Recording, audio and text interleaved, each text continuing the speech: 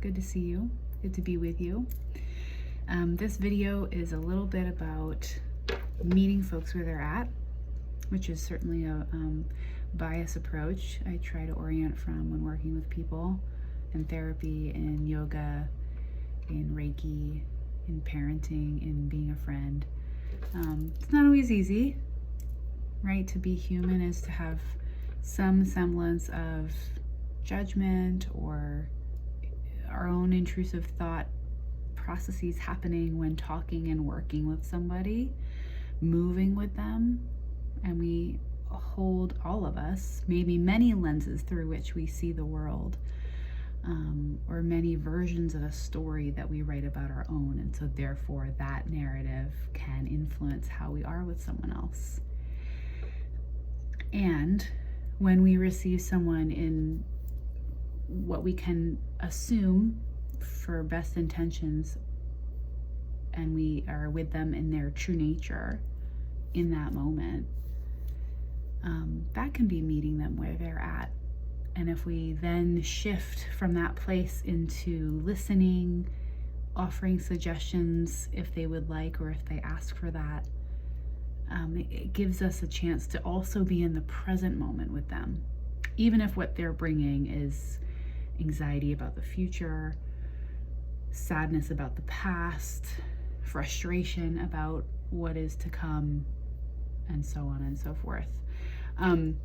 I was also thinking about this because I saw and have seen many a video over my time in working in the therapy, field, definitions of different things, including trauma. I serve a lot of folks that bring in experiences of trauma in their life, whether it's acute or long-term, a revisitation of trauma, right? They're triggered by certain things now based on what they've experienced chronically, et cetera, et cetera. And this video I saw was a deemed sort of known, reputable expert in the field of psychotherapy and psychiatry, and gave their definition of trauma and what that means. And I will be honest, my definition that I orient from, the lens through which I see trauma, was slightly different. And I won't go into even what those definitions are, because I think the nature of what I'm trying to talk about now is, no matter my orientation or this person's orientation, definition of trauma, I want to wait for the person that I am in front of, working with, to share their experience, to share with me their narrative. And then maybe I can engage and say, oh, here's the way that I would view what you just talked about, and you're viewing it like this. And if I meet them where they're at, including if they say, this thing happened to me and it was traumatic, if their expression of trauma and what happened to them, or grief, or repression, or abuse, or fill in the blank, if their version of what happened to them in their lived experience is coming to my ears and my eyes, I think the most optimal thing I can do to start is meet them there and say, wow, I hear you. Validate. And that to me is the meeting of someone where they are. How they're reporting a story, an experience, a lived lesson,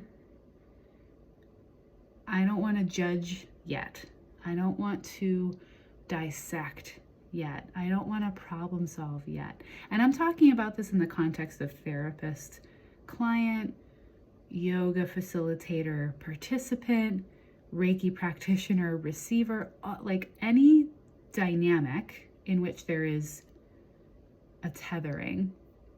But this goes then also for any human to human connection or contact, right? This happens with couples, myself and my husband, for example, but also when I'm working with a couple, if we greet with validation, and I feel like the gesture of my hands is maybe an echo of that, what a place to be, to meet first, and then then can we begin to fuse, integrate, interweave, and be in the dance of, here's what this person's bringing to me. And again, to go back to therapist-client for clarity, here's what a client is saying is happening in their experience and what makes the anxiety in their life intense. And I meet them and I say, wow, it sounds like everything you're talking about makes the anxiety in your life really intense. And does that give them a chance to say, yeah, it does, and feel heard and seen?